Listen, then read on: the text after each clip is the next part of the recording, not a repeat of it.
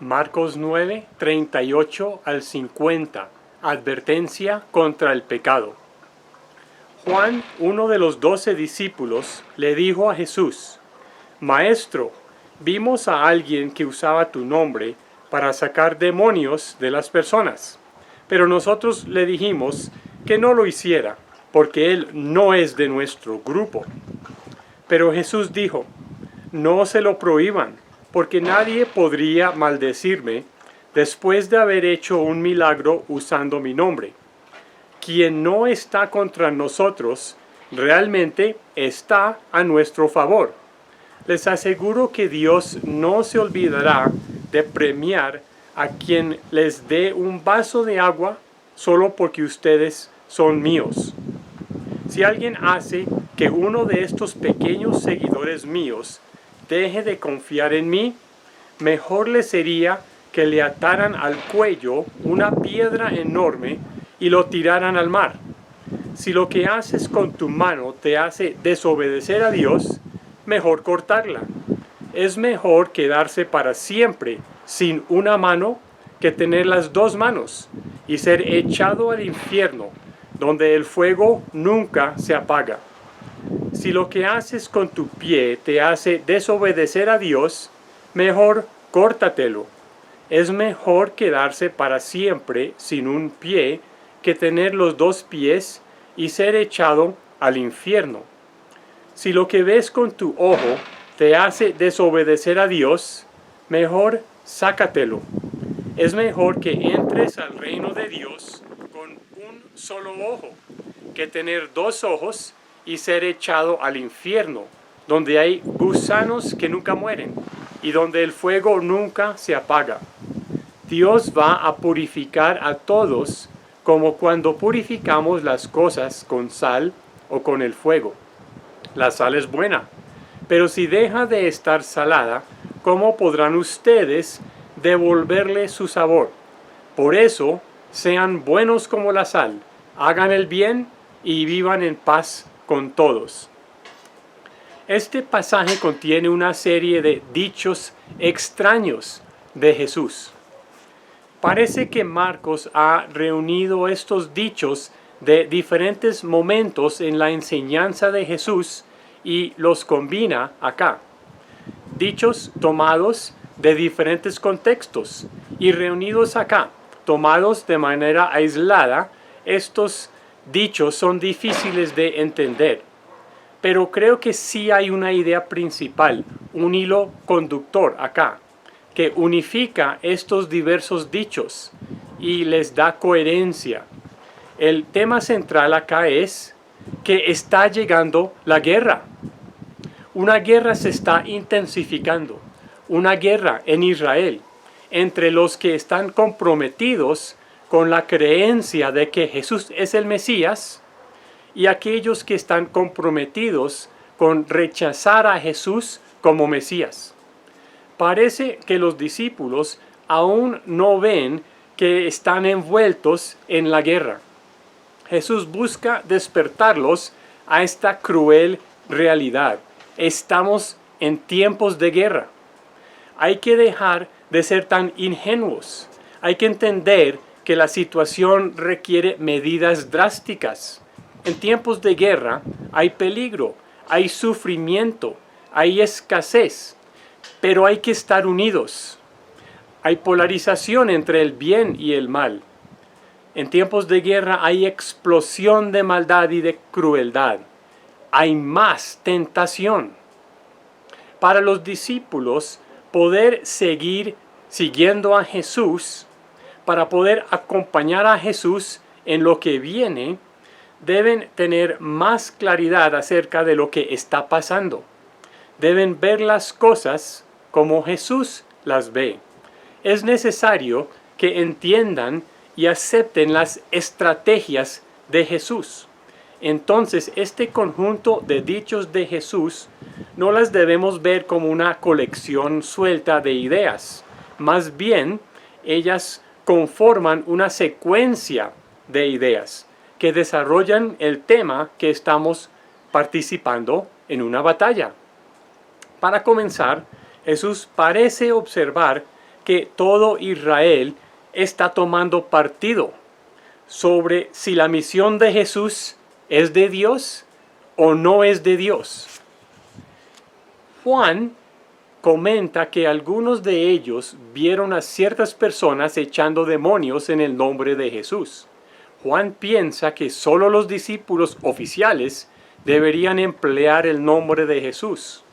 Los discípulos de Jesús intentaron parar a estas personas que estaban echando demonios en el nombre de Jesús.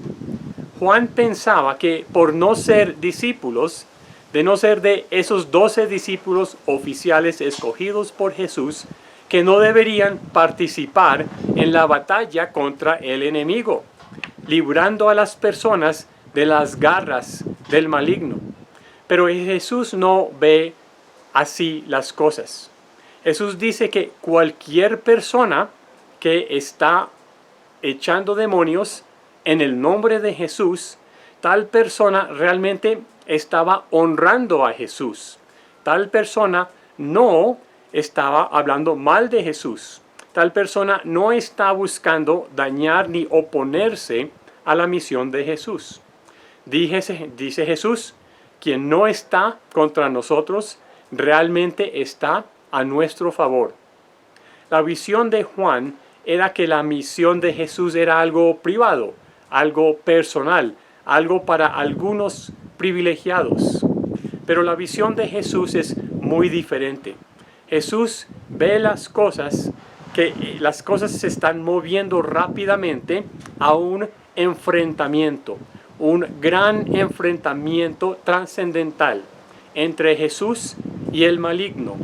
Y todos los que no apoyan al maligno están con Jesús y están con Dios.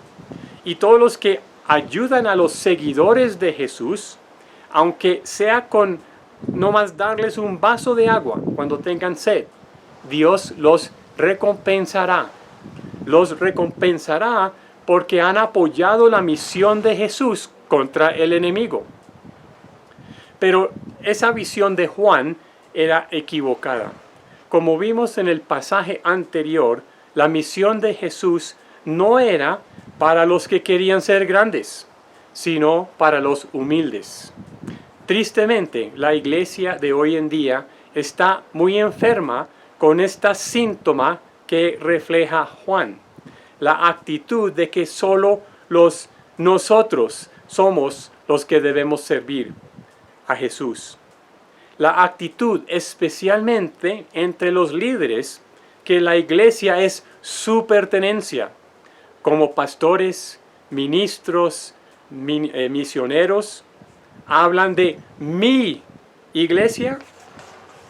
Hay personas que toda su vida han adorado y han orado a Dios de cierta manera y según cierta tradición o cierta corriente, y creen que su manera es la correcta.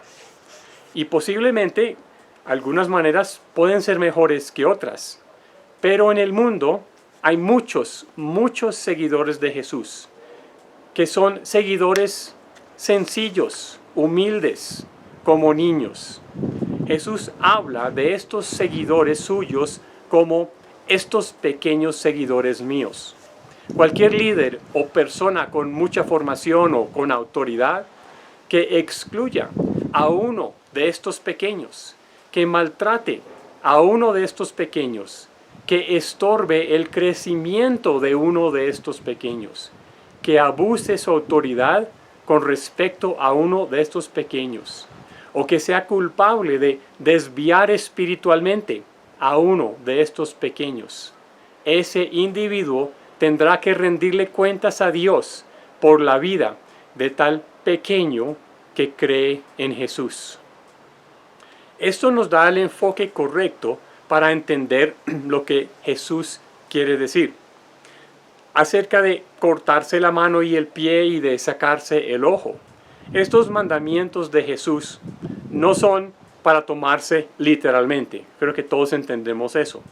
Son una forma en que Jesús habla para que sus discípulos despierten, para que tomen muy en serio lo que Jesús les quiere decir. manos, pies y ojos se refieren a cosas esenciales de mi personalidad. Son aspectos fundamentales de mi humanidad. Como ser humano, soy creado a imagen de Dios. Es posible que mi mano, o mi pie, o mi ojo, es decir, alguna parte esencial de mi humanidad o de mi personalidad, me lleve a caer en pecado, me lleve a desobedecer a Dios. Y esa caída podría hasta llevar a mi ruina, a mi destrucción, a mi fracaso como seguidor y servidor de Jesús. En primer lugar, Jesús está advirtiendo a Juan y a los demás que su deseo de ser grande en el reino de Dios, su falta de humildad podría llegar hasta excluirlos finalmente de ser discípulos verdaderos de Jesús. Pues pensemos, por ejemplo, en un Judas. Más ampliamente, ninguno de nosotros es exento de terminar así, si uno no hace caso a la voz de Jesús. Cualquier cosa que impida que yo sea un discípulo fiel de Jesús, me toca arrancarla y desecharla y sacarla de mí. Toca ser radical y probablemente me va a doler mucho. El discipulado, es decir, el camino de seguir a Jesús, es difícil. El discipulado requiere sacrificios personales. El propósito de seguir a Jesús no es mayormente para yo sentirme personalmente realizado, satisfecho, feliz. No es encontrar un camino de espiritualidad personal que va a llenar mis vacíos o satisfacer mis necesidades sentidas. Es que no hay tiempo para todo eso. Estamos en tiempos de guerra. Dios está obrando fuertemente en el mundo y las fuerzas de la maldad también están obrando fuertemente. No hay tiempo ni espacio para la autoindulgencia, ni la autocomplacencia, ni la expectativa de que la guerra no me va a costar nada. Otra cosa que observamos en el mandato de Jesús de cortar una mano o un pie o sacar el ojo, es que mano, pie, ojo, no son cosas en sí pecaminosas. Obviamente todo lo que en sí es pecado hay que rechazarlo. Ese no es el punto de Jesús. Eso no tiene nada de especial. Por supuesto, debemos rechazar todo pecado. Pero manos, pies y ojos son creaciones de Dios y regalos para nosotros. Pero si algo creado por Dios, que Dios mismo me ha dado, en el momento que me está llevando por un mal camino, me toca rechazarlo. No porque las cosas creadas por Dios sean malas, sino porque son tiempos de guerra y el enemigo es capaz de tomar cosas buenas de Dios y emplear mis propias debilidades humanas en contra de mí, para buscar que yo no honre a Jesús y que desobedezca a Dios, para que yo no sea efectivo en la guerra contra el enemigo. El enemigo busca poner algo en mi camino para que sea descalificado de ser un buen soldado de Jesús. Este pasaje, por primera vez en Marcos, nos lleva a la severa advertencia de que aquellos que toman el camino equivocado, esas personas que no escuchan a Jesús, van rumbo al montón de basura. Muchas veces en español dicen infierno, pero esa palabra da a entender algo un poco diferente. La palabra que Jesús emplea en el griego es Gehenna. Gehenna es un valle justo afuera de la antigua ciudad de Jerusalén y pasa cerca de la esquina suroccidental de esa ciudad. Gehenna en el Antiguo Testamento se conoce en el hebreo como el Valle de Hinnom. Allí los malvados reyes Acaz y Manasés a sus hijos los sacrificaron en holocausto al dios pagano Molec. Luego se usaba ese lugar como el basurero de Jerusalén. Allí llevaban la basura y la quemaban. El lugar olía feísimo, todo descomponiéndose y humeaba constantemente. Jesús aplica un pasaje en Isaías a Gehenna, donde hay gusanos que nunca mueren y donde el fuego nunca se apaga. Este pasaje en Isaías 66:24 dice: allí se verán los cadáveres de los hombres que se rebelaron contra Dios. Ahora, para el tiempo de Jesús, la palabra Gehenna se había convertido en una metáfora para hablar del destino después de la muerte de aquellos que habían abandonado el camino de Dios. Gehenna es el lugar del juicio final de Dios sobre los injustos, sobre aquellos que se rebelan contra Dios. Entonces, acá en Marcos, Jesús indica que los que no mantienen el dominio propio con respecto a sus impulsos malos y son causa de la caída de otros por su falta de humildad, serán considerados por Dios como rebeldes a la causa de Jesús, y compartirán el destino final de los traidores, excluidos del reino de Dios. Resulta que la advertencia de Jesús tiene otra aplicación para el tiempo de los discípulos.